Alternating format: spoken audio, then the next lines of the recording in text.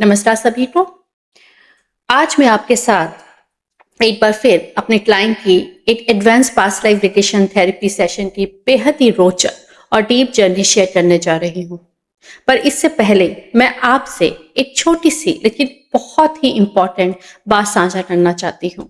इसे ध्यान से सुनिएगा दोस्तों, क्योंकि हो सकता है कि यह बात इस पूरी कहानी को देखने का आपका नजरिया ही बदल दे। तो दोस्तों, हाल में ही मेरे एक पास्ट लाइफ रिग्रेशन वीडियोस के कमेंट में किसी ने लिखा था कि मैम, कल किसने देखा है, जो होगा देखा जाएगा। और बिलीव मी, जब मैंने ये कमेंट देखा तो मुझे अपनी ही याद आ गई। मैं एक हार्डकोर आईटी बैकग्राउंड से आती हूँ, पूरी तरह से लॉजिकल माइंडसेट वाली। इसलिए स्पिरिचुअलिटी में आने से पहले, इन डिवाइन हीलिंग मोडालिटी को जानने से पहले और एक सर्टिफाइड एडवांस रिग्रेशन थेरेपिस्ट बनने से पहले मैं भी बिल्कुल ऐसा ही सोचती थी। और सच कहूं तो ये बात अपनी जगह में बिल्कुल सही भी है। But on the serious note दोस्तों, चाहे हम माने या ना माने, चाहे आपने कोई काम जाने अनजाने या फिर समझकर किसी लालच, डर, ईगो में आकर किया हो, पर एक बात हमेशा याद रखिए, हमारे कर्म कभी वेस्ट नहीं जाते, कभी व्यर्थ नहीं जाते। हम जो भी कर्म करते हैं, चाहे वो पॉजिटिव हो या नेगेटिव, उसका प्रभाव कहीं ना कहीं हमारे अंदर या बियॉन्ड लाइफ टाइम जरूर रहता है। और जब तक उससे जुड़ा लेसन पूरा नहीं होता और कार्मिक अकाउंट बैलेंस नहीं होता, तब तक ये कार्मिक एनर्जी किसी ना किसी रूप में हमारे जीवन में वापस आती रहती है। इसी को तो कार्मिक लूप कहते हैं। और यही कारण है कि कई बार हम एक ही जैसी सिचुएशन, एक ही जैसे रिश्ते या एक ही जैसी चुनौतियों का बार बार सामना करते रहते हैं। और इस बात को ध्यान से समझिए, ऐसा करके यूनिवर्स हमें कोई पनिशमेंट नहीं दे रहा होता है। बहुत से लोग बोलते हैं कि भाई भगवान हमें पनिशमेंट दे रहे हैं, यूनिवर्स हमें पनिशमेंट दे रहा है। नहीं, बल्कि यूनिवर्स तो हमें उन अधूरे कर्मास को और उनसे जुड़े लेसन्स को पूरा करने का अवसर देता रहता है, ताकि हम हर बार वही गलती दोहराने की बजाय उसे समझे, उससे कुछ सीखे और अपनी सोल को उस कार्मिक साइकिल से फ्री कर सकें। तो आज की जो पास्ट लाइफ की स्टोरी है वो भी कुछ ऐसी ही है। तो आज मैं आपके साथ अपने क्लाइंट की ऐसी past life regression case study share करने जा रही हूं, जिनकी कहानी में आप समझेंगे कि क्यों इस जीवन में उनकी शादी बार बार रुक जाती है, क्यों हर बार एक रिश्ता बनने से पहले ही टूट जाता है, और क्यों उनकी जिंदगी में एक ऐसा व्यक्ति आता है और फिर एक ऐसी घटना घटती है जो दोनों की जिंदगी को हमेशा के लिए बदल देती है। क्या ये सिर्फ एक कोइंसिडेंट था, या उनका बैड लक है, या फिर ये कई जन्मों से चला आ रहा कोई ऐसा अधूरा कर्म है? और अगर ये वास्तव में एक कर्म है, तो इस कर्म की शुरुआत आखिर कहां से हुई थी? तो आज की इस यात्रा में हम केवल एक पास्ट लाइफ नहीं देखेंगे, हम 3 अलग अलग जन्मों की यात्रा करेंगे। तो सबसे पहले हम उस पास्ट लाइफ में जाएंगे जो इस लाइन की वर्तमान समस्या से सबसे ज्यादा कनेक्टेड है। अब जरूरी नहीं है ये उनकी प्रेजेंट लाइफ की ठीक पहले वाला जन्म हो। ये वो जन्म है जिसमें उनके सबकॉन्शियस माइंड ने इस रिग्रेशन के उद्देश्य के लिए सबसे इंपॉर्टेंट माना है। उसके बाद हम उनकी एक और सब्सिक्वेंट पास्ट लाइफ में जाएंगे, एक ऐसी लाइफ जहां ये कर्म बहुत शक्तिशाली हो गया था, जहां ऐसे डिसीजन लिए गए जिन्होंने कई जन्मों तक इस आत्मा की यात्रा को प्रभावित किया। और अंत में हम उस सबसे प्रारंभिक इनिशियल पास्ट लाइफ में पहुंचेंगे जहां इस पूरे कर्म चक्र की शुरुआत हुई थी। और रिग्रेशन के अंत में हम उनके स्पिरिट गाइड से भी जानेंगे कि इस सोल ने आखिर ये पूरा अनुभव क्यों चुना, इस जन्म में उनका उद्देश्य क्या है।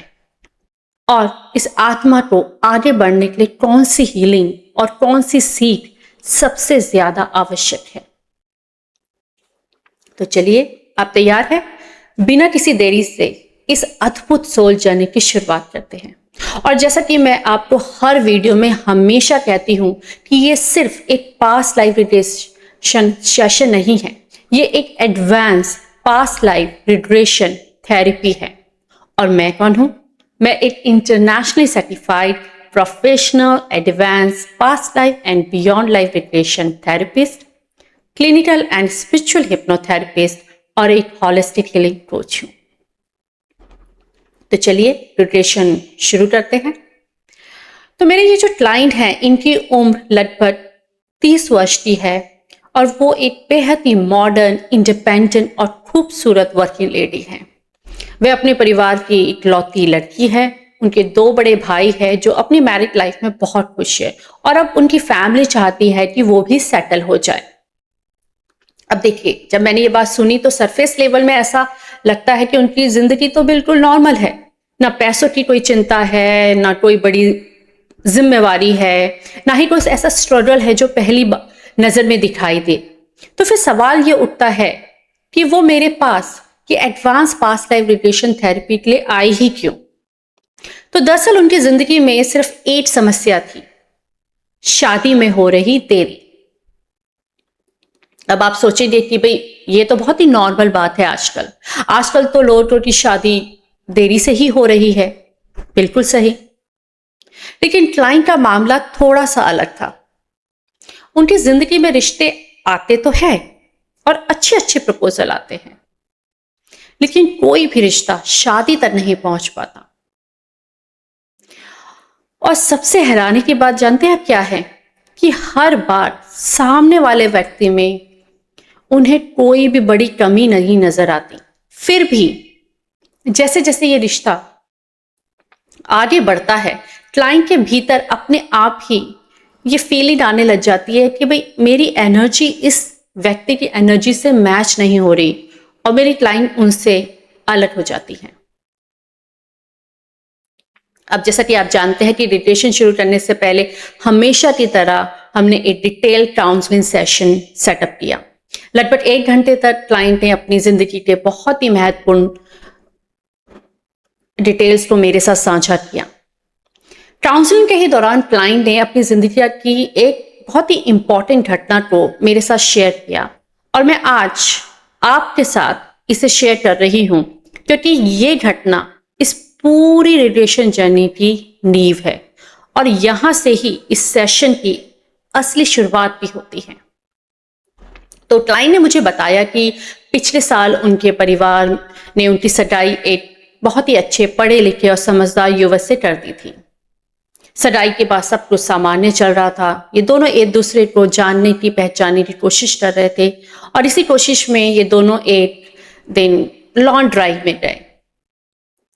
गाड़ी उनका फियांसे चला रहा था और क्लाइंट कहती है कि वो कुछ ज्यादा ही तेजी से गाड़ी ड्राइव कर रहा था। क्लाइंट ने उन्हें 1-2 बार टोकने की कोशिश करी कि थोड़ा लिमिट में गाड़ी चलाओ, पर फियांसे ने उनकी बात में ध्यान नहीं दिया और अनफॉर्चुनेटली अचानक ही सड़क के बीचों बीच एक छोटा सा बच्चा आ गया और ये सब इतनी जल्दी हुआ कि इस एक्सीडेंट को टाला ही नहीं जा सका और इस हादसे में उस मासूम बच्चा जो है बहुत ही गंभीर रूप से घायल हो गया।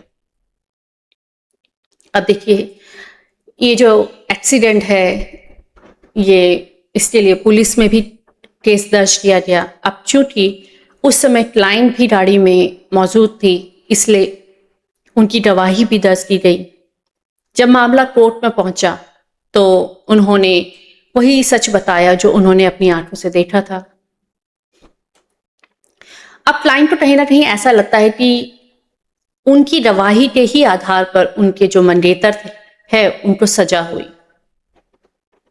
लेकिन उसके बाद उन्होंने मुझे बताया कि इस फैसले के बाद ना सिर्फ उस लड़के का परिवार बल्कि उनके खुद का परिवार और रिलेटिव्स भी उनके अगेंस्ट हो गए। वो उन्हीं को दोषी ठहराने लग गए।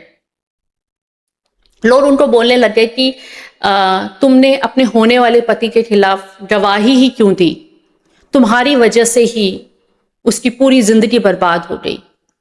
लेकिन क्लाइंट ने मुझसे कहा कि मैम, मैंने झूठ नहीं बोला, मैंने सिर्फ वही कहा जो सच था।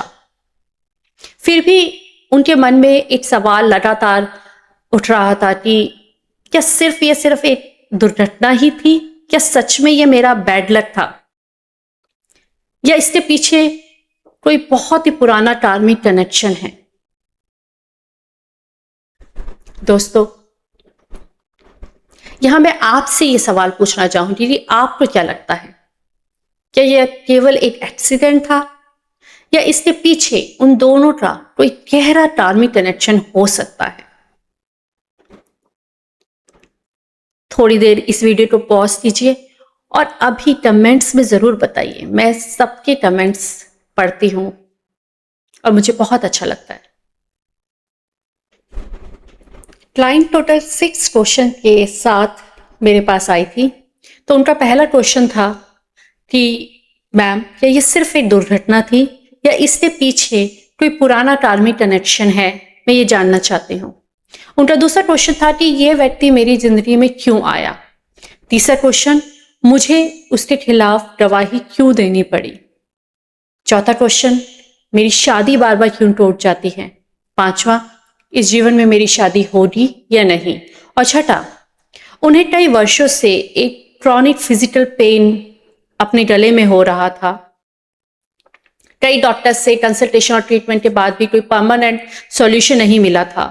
तो क्या इस दर्द का भी कोई गहरा रूट कॉज उनकी किसी पास्ट लाइफ से जुड़ा है, वो ये जानना चाहती थी। और मुझे ये बताते हुए बहुत खुशी हो रही है कि इस पूरे advance past life regression therapy session के दौरान क्लाइंट को अपने हर प्रश्न का उत्तर मिल गया। और सिर्फ उत्तर ही नहीं, बल्कि उन्होंने एक गहरी सोल लेवल हीलिंग का भी अनुभव किया। तो चलिए अब इस रिग्रेशन को शुरू करते हैं। तो जैसे ही क्लाइंट को धीरे धीरे ट्रांस की गहरी अवस्था में ले जाया गया, उनका सबकॉन्शियस माइंड ने जो पहला दृश्य उनके सामने प्रकट किया, उसमें क्लाइंट को एक गांव सा दिखाई दे रहा था। तो जब उनसे पूछा गया कि अपने आसपास देखिए, आपको क्या दिखाई दे रहा है, तो क्लाइंट ने कहा कि मुझे लग रहा है कि मैं एक औरत हूं, मैंने एक लंबी स्कर्ट और चोली पहनी हुई है। क्लाइंट ने स्कर्ट बोला, पर मुझे लगता है दोस्तों वो घाघरा चोली होगा। सिर पर एक रंगीन दुपट्टा है। और धीरे धीरे सीन और भी ज्यादा क्लियर होने लग गया। उन्होंने बताया कि मेरे पैर जो है वो नंगे हैं और मिट्टी से भरे हुए हैं। मैं किसी गांव में हूं। मैंने पूछा कि अपने आसपास देखिए क्या दिखाई दे रहा है, तो उन्होंने कहा कि छोटे छोटे कच्चे घर हैं, दूर खेत दिखाई दे रहे हैं, बैलगाड़ियां चल रही है और कुछ औरतें कुएं से पानी भर रही हैं। तो रिग्रेशन के दौरान क्लाइंट ने स्वयं को लगभग 27-28 साल की एक साधारण सी ग्रामीण महिला के रूप में देखा। उनका एक छोटा सा परिवार था, पति, 2 नन्ही बेटियां और सास ससुर। उन्होंने आगे कहा कि मुझे ऐसा महसूस हो रहा है कि मैं इस परिवार में खुश नहीं हूं। मुझे यहाँ अपने लिए कोई इज्जत या सम्मान की इमोशंस फील नहीं हो रहे। तो फिर उनको निर्देश दिया गया कि अब उस महत्वपूर्ण घटना में जाए जहां ये जो इमोशंस आपको फील हो रहा है इस समय, इसका एक्चुअल रूट कॉज है। और जैसे ही उनको ये बोला गया तो दृश्य बदल गया। क्लाइंट ने स्वयं को उस क्षण में देखा जहां उनका अभी अभी दूसरी बेटी का जन्म हो रहा है। और यहीं से उनके जीवन का सबसे कठिन दौर भी शुरू हो गया। दूसरी बेटी के जन्म के बाद बेटा ना होने का दोष हर दिन उन्हीं पर डाला जाने लगा। छोटी छोटी बात में ताने, अपमान और फिर धीरे धीरे बढ़ता हुआ मानसिक और शारीरिक अत्याचार, ये सब उनकी रोजमर्रा की जिंदगी का हिस्सा बन गया। रिग्रेशन के दौरान क्लाइंट ने कहा, मुझे ऐसा महसूस हो रहा है कि सबसे ज्यादा दर्द मारपीट से नहीं हो रहा, सबसे ज्यादा दर्द इस बात का है कि कोई भी मेरी बात को सुनना ही नहीं चाहता। मैं जितना इस रिश्ते को बचाने की कोशिश करती हूं, उतना ही भीतर से टूटती जा रही। अब रिलेशन को आगे बढ़ाते हुए जब क्लाइंट से पूछा गया कि वर्तमान जीवन में जो आपकी शादी बार बार टूट रही है, क्या उसका कोई कारण इस लाइफ में है? और जैसे ही ये प्रश्न पूछा गया तो दृश्य अचानक बदल गया। क्लाइंट ने कहा, मुझे ऐसा महसूस हो रहा है कि अब मेरे अंदर जीने की इच्छा बिल्कुल ही खत्म हो चुकी है। मैं केवल अपने पति से ही नहीं, इस पूरे माहौल से हार चुकी हूं। और फिर उन्होंने महसूस किया कि पूरी जिंदगी वो मन ही मन यही बोलती रही, क्या शादी का मतलब सिर्फ दर्द ही है? क्या रिश्ते का मतलब अपनी पहचान खो देना है? अगर शादी का मतलब यही है तो मुझे शादी चाहिए ही नहीं, चाहे पूरी जिंदगी मुझे अकेले ही क्यों ना रहना पड़े। क्लाइंट ने अपनी पूरी जिंदगी इसी संकल्प के साथ गुजारी। जब क्लाइंट को डेथ मूवमेंट में जाने के लिए बोला गया, जो कि थेरेपी का एक बहुत ही इंपॉर्टेंट स्टेप है, तो क्लाइंट ने बताया कि उस जीवन में उनकी मृत्यु सामान्य नहीं थी। उन्होंने देखा कि ये अत्याचार दिन पर दिन बढ़ता ही जा रहा है और एक दिन क्रोध के आवेश में उनके पति ने उन्हें इतनी बेरहमी से पीटा, इतने बुरी तरह से पीटा और कि वो बिल्कुल अधमरी सी हो गई और फिर उनका गला दबा के उनकी हत्या कर दी।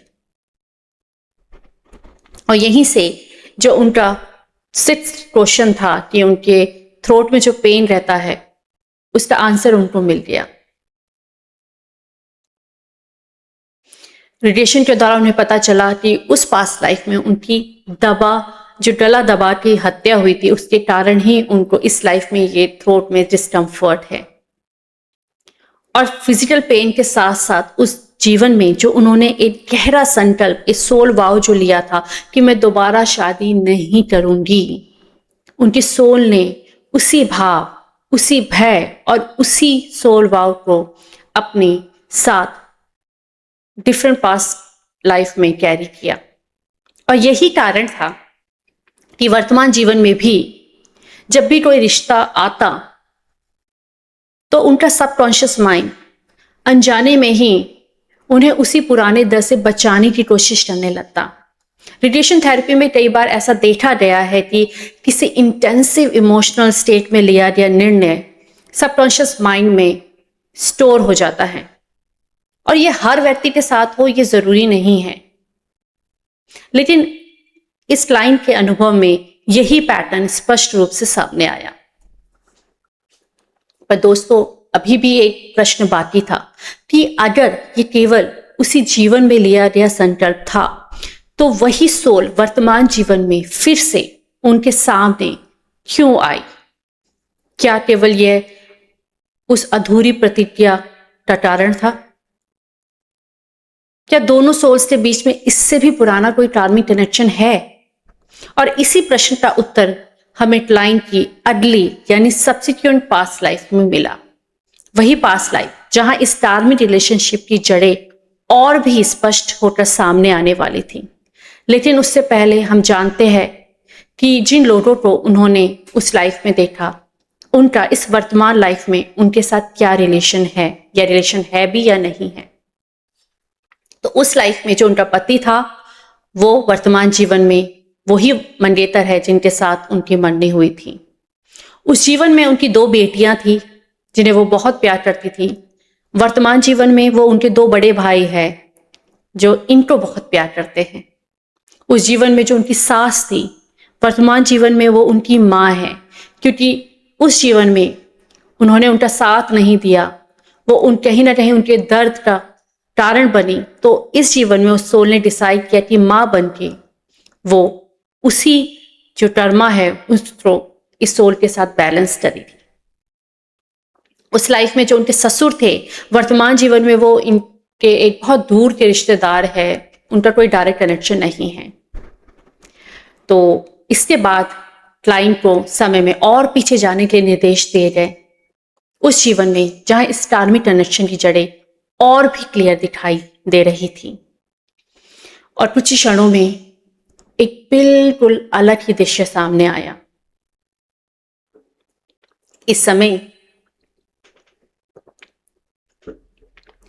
ना कोई गांव था, ना वो परिवार था, ना वो लोग थे। कपड़े भी बिल्कुल अलग थे और रहन सहन बिल्कुल डिफरेंट था। रिग्रेशन के दौरान क्लाइंट ने स्वयं को लगभग 30 साल के एक पुरुष के रूप में देखा। जी हाँ, इस लाइफ में वो महिला है। इससे पिछली वाली जो लाइफ, इस प्रॉब्लम से रिलेटेड जो लाइफ थी, उसमें भी वो महिला थी, बट उससे पीछे की जो सब्सिक्वेंट लाइफ में, उसमें उन्होंने अपने आप को एक युवक के रूप में देखा।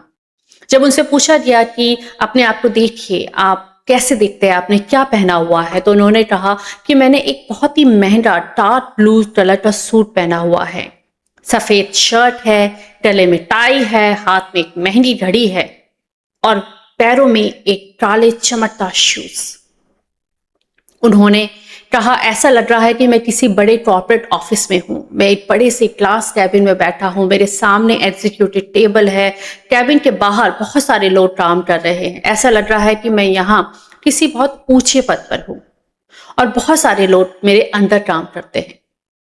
तो रिग्रेशन के दौरान उन्होंने महसूस किया कि इस जीवन में उनका स्वभाव पिछले जन्म से बिल्कुल अलग था।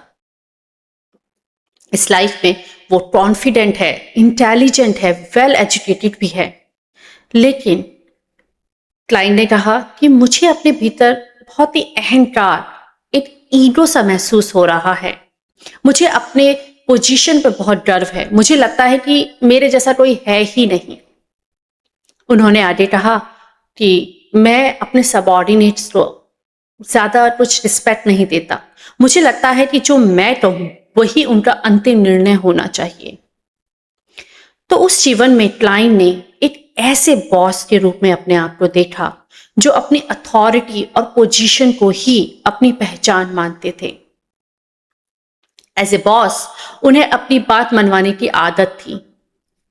इसी जीवन में उनके ऑफिस में एक एम्प्लॉय भी काम करता था, वह उनके अंडर काम करता था। क्लाइंट को वो बहुत ज्यादा पसंद नहीं था। रिलेशन के दौरान उन्होंने महसूस किया कि मैं उसे अपनी पोजीशन के लिए एक थ्रेट मानता हूं, मुझे डर है कि कहीं भविष्य में वो मेरी जगह ना ले ले। अब क्लाइंट को निर्देश दिया गया कि अब उस महत्वपूर्ण घटना में जाइए जिसका संबंध आपके वर्तमान जीवन की समस्या से है, और एक नया दृश्य उभर के सामने आने लगा। क्लाइंट ने कहा, कंपनी में लगातार फाइनेंशियल लॉसेस हो रहे हैं, ऐसा लग रहा है कि अकाउंट्स में कोई बड़ी गड़बड़ी हुई है। उन्होंने आगे कहा, सीनियर मैनेजमेंट एम्प्लॉय पर शक कर रही है और मैंने अपनी टीम से उस युवक का नाम दे दिया है। अब जब उनसे पूछा गया कि क्या आपको लगता है कि वो दोषी है, तो उन्होंने उत्तर दिया, नहीं, मैं जानता हूं कि वो निर्दोष है।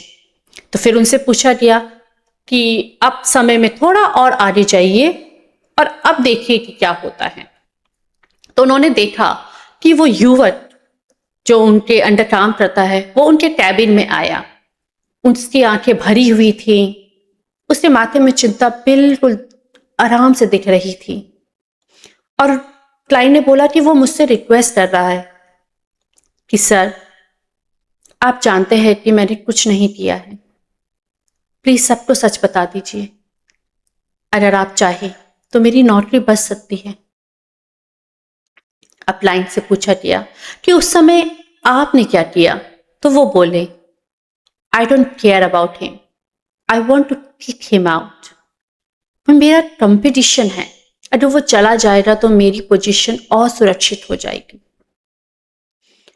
और कुछ ही दिनों बाद उस युवक को नौकरी छोड़नी पड़ी। उसकी प्रतिष्ठा पूरी तरह से धूमिल हो गई। उस युवक का आत्मविश्वास पूरी तरह से टूट गया और उसका जीवन बिल्कुल ही बदल दिया। अब रिलेशन के दौरान क्लाइंट ने कहा, उस समय मुझे लगा कि मैंने कुछ भी गलत नहीं किया है। I just eliminated my internal competition. मुझे लगा कि कॉर्पोरेट वर्ल्ड में ऐसा करना बिल्कुल नॉर्मल है, लेकिन अब मुझे ऐसा महसूस हो रहा है कि कई बार हम अपनी सेल्फिशनेस, अपनी ईगो और सब जानते हुए भी जो चुप्पी साध लेते हैं किसी दूसरे के जीवन को, वो पूरी तरह से बदल देती है। अब जो क्लाइंट के भीतर अपनी पोजीशन को खो देने का डर था, वही उस लाइफ में ट्रिगर बना और उसका सबसे बड़ा असर उस युवक पर पड़ा और वो उस डर का विक्टिम बन गया। हो सकता है कि आपने भी अपने ऑफिस में ऐसी परिस्थितियों को देखा होगा, या शायद कभी स्वयं भी ऐसे ही किसी सिचुएशन का हिस्सा रहे हो। रिग्रेशन थेरेपी का जो वास्तविक उद्देश्य होता है उसे समझना बहुत जरूरी है। देखिए, इसका जो वास्तविक उद्देश्य है वो ये समझना है कि हर सोल अपनी अपनी परिस्थितियों में उस समय की चेतना और अपनी सीमित समझ के अनुसार ही निर्णय लेती है, लेकिन उन्हीं निर्णयों ने दोनों सोल्स के बीच में एक और अधूरा कार्मिक अकाउंट बना दिया। अब बात बिल्कुल स्पष्ट हो चुकी थी। ये कार्मिक कनेक्शन केवल एक जन्म की घटना नहीं थी, ये कई जन्मों से धीरे धीरे विकसित हुआ। लेकिन सबसे महत्वपूर्ण प्रश्न अभी भी बाकी था दोस्तों। इन दोनों जीवन में अगर आप क्लोजली देखें तो आपको सिर्फ कर्मों का रिजल्ट ही दिख रहा है। कभी क्लाइंट पेन में थी, कभी वो सोल पेन में थी, और वर्तमान जीवन में भी वो मंगेतर बन के उनके जीवन में वापस आई। तो अब प्रश्न ये है कि ये पूरी जो कार्मिक साइकिल है, आखिर उसका सीड कहाँ है, वो कहाँ शुरू हुआ था, ये जानना बहुत जरूरी है कि वो पहला जन्म कौन सा था जहां इस पूरी कार्मिक लूप की शुरुआत हुई थी। और इसी प्रश्न का उत्तर खोजने के लिए हम क्लाइंट को और पीछे उनकी वेरी इनिशियल पास्ट लाइफ की ओर ले गए। लेकिन उससे पहले आइए एक बार और समझ लेते हैं कि जिन लोगों को उन्होंने उस लाइफ में देखा वो कैसे इस लाइफ में उनसे कनेक्टेड है। तो जैसा कि आप जान ही रहे होंगे कि वो जो कर्मचारी था जिससे झूठा दोषी ठहरा दिया गया, वर्तमान जीवन का उनका मंगेतर है। जिस युवक को उन्होंने उसकी सच्चाई जानते हुए भी उसका साथ नहीं दिया, वही सोल वर्तमान जीवन में वापस आई। और देखिए, और उन्हीं दोनों सोल्स के बीच में ये कार्मिक अकाउंट भी बन गया। अगले जीवन में वही सोल उनकी पति के रूप में आई। इस पर पोजीशन बदल गई। जो युवक उस समय एक बहुत ही बेबस बेचारा कर्मचारी था, वही सोल अगले जन्म में उनकी पति बनकर आई, जहां उसके पास अब शक्ति भी थी और अधिकार भी था। लेकिन उसने भी अपने कर्मों से एक नया ही कर्म पैदा कर दिया और इस प्रकार कर्म समाप्त होने की बजाय और भी गहरा हो गया। तो चलिए अब हम उस वेरी इनिशियल पास्ट लाइफ की ओर बढ़ने वाले हैं, जहां पर इस पूरी कार्मिक साइकिल की वास्तविक शुरुआत हुई थी, जहां पर पूरे कार्मिक साइकिल का पहला बीज बोया गया था। तो अब जब क्लाइंट से बोला गया कि अब उस जीवन में जाओ जहां उस सोल के साथ आपका पहला संबंध बना, उस जीवन में जाओ जहां इस पूरी कार्मिक साइकिल की शुरुआत हुई थी, तो सीन बदलने लगा। और जो सीन उभर के आया उसमें क्लाइंट ने कहा, मुझे ऐसा लग रहा है कि मैं बहुत ही पुराने समय में हूं। मुझे ऐसा महसूस हो रहा है कि ये जीवन लगभग 1450 या 1500 के आसपास का है। जब उनसे स्थान के बारे में पूछा गया तो उन्होंने बोला, ये जगह मुझे आज के राजस्थान के बॉर्डर के आसपास की लग रही है। इसमें छोटे छोटे घर है, कच्चे रास्ते हैं और खेती पर आधारित ये जीवन मुझे दिखाई दे रहा है। ठीक है, तो अब रिलेशन के दौरान क्लाइंट ने स्वयं को लगभग 22 साल के एक युवक के रूप में देखा। इस लाइफ में भी वो युवक थे और इससे पहले जो सब्सिक्वेंट लाइफ थी उसमें भी वो युवक ही थे। तो उन्होंने बताया कि उसी गांव में एक और युवक रहता है जो उन्हीं की एज का है। दोनों बचपन में एक साथ बड़े हुए हैं और दोनों के बीच में बहुत ही गहरा विश्वास और मित्रता का संबंध है। दोनों ही घनिष्ठ मित्र है। ठीक है। फिर उनसे कहा गया कि आप उस घटना में जाइए जहां से वर्तमान जीवन की उस समस्या का जो रियल बीज पहली बार पड़ा था। तो दृश्य बदल गया और उन्होंने देखा कि चारों तरफ सिर्फ सूखा ही सूखा पड़ा है। खेत खलियान सब सूख चुके हैं। लोग बहुत परेशान हैं। गांव में खाने के लाले पड़ गए हैं। क्लाइंट ने कहा हमारे पास भी बहुत थोड़ा सा ही अनाज बचा है, पता नहीं आगे हमारा गुजारा कैसे होगा। ऐसी कठिन परिस्थिति में गांव के कुछ लोग परिवारों ने मिलकर अपना सारा बचा हुआ अनाज एक सुरक्षित स्थान पर इकट्ठा कर दिया ताकि जरूरत पड़ने पर सभी की मदद करी जा सके। और उस अनाज की देखभाल की जिम्मेवारी इन दोनों घनिष्ठ दोस्तों को दी गई। कुछ दिनों बाद जब अनाज का हिसाब किया गया तो पता चला कि उसका एक हिस्सा गायब है। गांव के लोगों ने दोनों से पूछताछ करी। क्लाइंट ने रिलेशन के दौरान कहा कि मैं जानता हूं कि मैंने कुछ नहीं किया है। अब क्योंकि जो क्लाइंट थे वो उच्च जाति के थे तो इसलिए लोगों ने उनकी बात को बहुत ही आसानी से मान लिया। लेकिन उनका जो मित्र था वो एक निम्न जाति का था। तो जब उनसे पूछा गया तो उन्हीं पर सारा चोरी का आरोप लगा दिया गया। अब क्लाइंट से पूछा गया कि क्या आपको लगता है कि आपका वो मित्र दोषी था? तो उन्होंने उत्तर दिया नहीं, मुझे नहीं लगता कि वो भी दोषी है। तो फिर उनसे पूछा गया तो फिर आपने उनके लिए आवाज क्यों नहीं उठाई? तो उन्होंने कहा कि इतने सारे लोगों को देखकर मैं डर गया था और मेरी हिम्मत ही नहीं हुई कि मैं उसके लिए खड़ा हो पाऊं। और दोस्तों यही वो क्षण था जहां इस पूरे टार्मिक अकाउंट का पहला चैप्टर लिखा गया।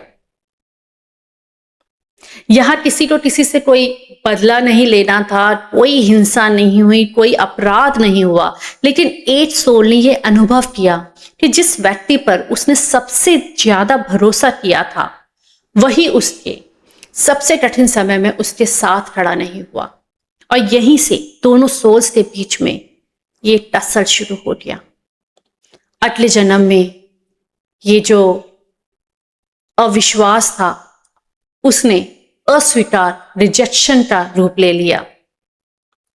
उसके अगले जन्म में इस रिजेक्शन ने अत्याचार का रूप ले लिया, एक पेन का रूप ले लिया और एक गहरे संकल्प, सोल वाव का रूप ले लिया। और वर्तमान जीवन में वही दोनों सोल्स एक बार फिर आमने सामने आई। लेकिन इस बार वो चाहे तो इस टार्मिक अकाउंट को समझकर, हील कर और पूरा कर इसे समाप्त कर सकते हैं, या फिर पुराने एक्सपीरियंस के आधार पर फिर से नए कर्म बना के इस टार्मिक अकाउंट को अपने आगे की लाइफ में कंटिन्यू कर सकते हैं। अगर आप मुझसे पूछे तो मुझे पर्सनली ऐसा महसूस होता है कि शायद यूनिवर्स चाहता है कि अब इन सोल्स का ये टार्मिक अकाउंट पूर्ण हो जाए। शायद इसी कारण क्लाइंट के जीवन में स्पिरिचुअलिटी ने प्रवेश किया, हीलिंग ने प्रवेश किया, कि ताकि वो सीख सके, वो सीख जो जन्मों से अधूरी है वो पूरी हो जाए।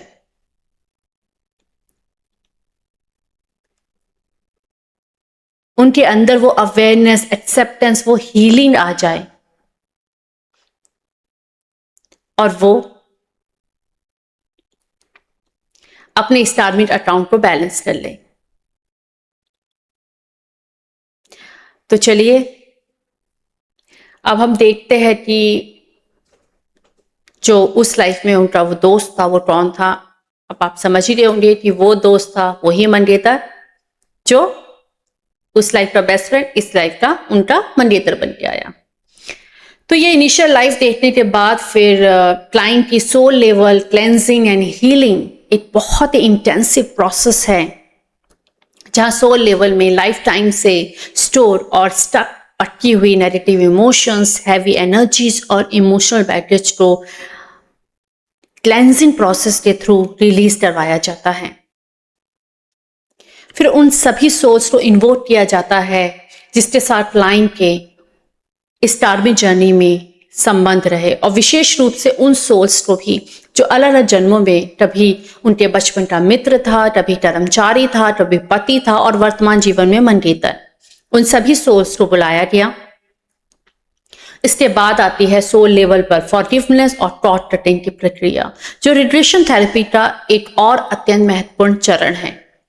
देखिए दोस्तों, कॉन्शियस लेवल में हम चाहकर भी कई बार लोगों को माफ नहीं कर पाते या उनसे माफी नहीं मान पाते, कभी इस माया के प्रभाव में तो कभी अपने ईगो सेल्फ की वजह से हम वो नेगेटिव इमोशंस या लिमिटिंग बिलीफ को पकड़ते रखते हैं, और परिणाम स्वरूप हमारे जो कार्मिक एनर्जी है उन्हीं लोगों के साथ अटकी रह जाती है और हमारी हीलिंग जो है वो अधूरी रह जाती है।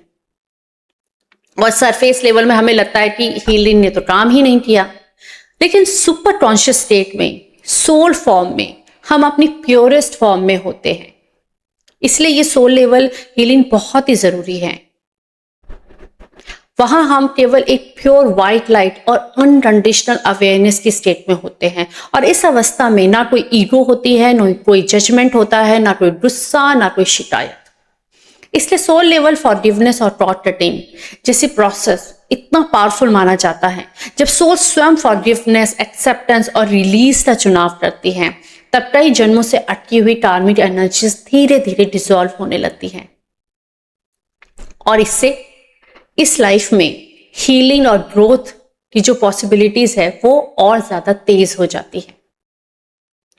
अब दोस्तों, यहां समझने वाली बात यह है कि फॉरगिवनेस का अर्थ ये नहीं है कि जो हुआ उसे सही ठहरा दिया जाए।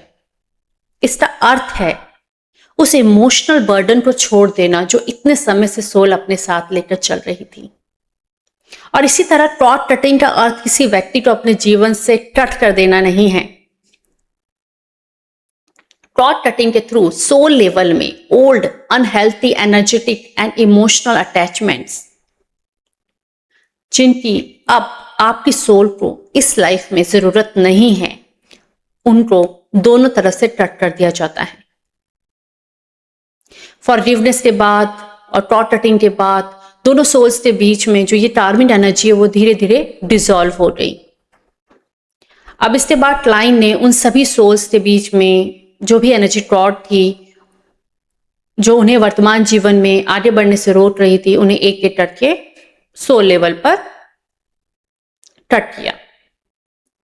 उसके बाद जब सोल लेवल हीलिंग पूरी हो गई, तब उनके स्पिरिट गाइड को इन्वोक किया गया। क्लाइंट ने कहा कि मुझे अपने स्पिरिट गाइड की उपस्थिति महसूस हो रही है, तो फिर स्पिरिट गाइड से पूछा गया कि हे दिव्य आत्मा, क्लाइंट की शादी बार बार क्यों रुक रही है इस लाइफ में, और इस जीवन में क्या उनकी विवाह की कोई संभावना है? तो स्पिरिट गाइड ने बहुत ही प्यार से कहा कि तुम्हारी शादी इसलिए नहीं रुक रही क्योंकि तुम्हारे भाग्य में विवाह नहीं है। तुम्हारी सोल अभी भी उसी प्रतिज्ञा, उसी सोल संकल्प कि मुझे शादी नहीं करना है तो कैरी कर रही है, जो तुमने पिछले जन्म में उस गहरे दर्द के टाइम में लिया था। और जब तक यह प्रतिज्ञा सक्रिय रहेगी, तुम्हारा सबकॉन्शियस माइंड हर रिश्ते में कोई ना कोई कमी ढूंढता ही रहेगा।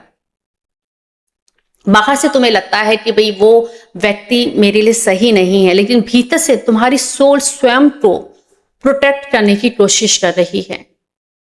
तो फिर अगला सवाल पूछा गया, तो अब आगे के लिए क्या गाइडेंस है? तो स्पिरिट गाइड ने कहा, जिस कार्मिक ब्लॉक को लेकर तुम इस लाइफ में आई थी, इस सेशन के माध्यम से अब वो काफी हद तक फ्री हो चुका है। जैसे जैसे तुम हीलिंग करोगे तो वो और डिसॉल्व होती जाएगी, और अब तुम्हारे लिए एक नया मार्ग खुल चुका है। फिर उनसे पूछा गया, तो क्या इस जन्म में उनकी विवाह की कोई संभावना है? तो स्पिरिट गाइड ने कहा, हाँ, विवाह की तो संभावना है, लेकिन अब हीलिंग के बाद तुम्हें अपने उस पुराने भय को अपने अंदर से पूरी तरह से हटाना होगा। अपनी फ्री विल का तुम्हें यूज करना पड़ेगा। और अगर तुम ऐसा करती हो तो तुम विवाह से वंचित नहीं हो, तुम सिर्फ इस हीलिंग की प्रतीक्षा में थी। Very beautiful guidance. अब दोस्तों, मैं चाहूंगी कि आप इस कहानी को केवल एक शादी की कहानी मानकर ना देखें। ये कहानी किसी शादी की कहानी तो है ही नहीं। ये कहानी है एक सोल की, जो अलग अलग जन्मों में एक ही अधूरे लेसन को अलग अलग स्थितियों में सीखने की कोशिश कर रही थी। ये कहानी है एक अधूरे विश्वास की, चुप्पी की, डर की और एक संकल्प की, और अंततः हीलिंग की। देखिए, शादी की समस्या तो सिर्फ एक सरफेस लेवल की सिम्टम मार्क थी। असल रूप में तो कहीं गहरा था।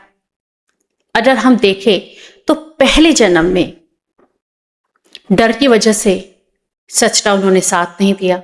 दूसरे जीवन में सब जानते हुए भी वो चुप रही।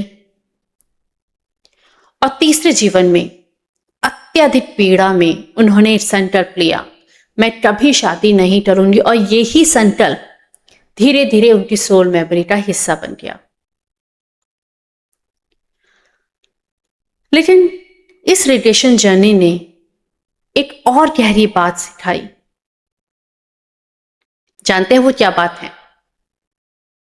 कि कर्म केवल हमारे कर्मों से नहीं बनते, सिर्फ हमारे एक्शन से नहीं बनते। कई बार हमारी चुप्पी, हमारा डर, हमारी ईगो और हमारे भीतर के लिए गए संकल्प, चाहे वो जाने अनजाने में ही ना सही हो, हमारे भविष्य के अनुभवों को प्रभावित कर सकते हैं।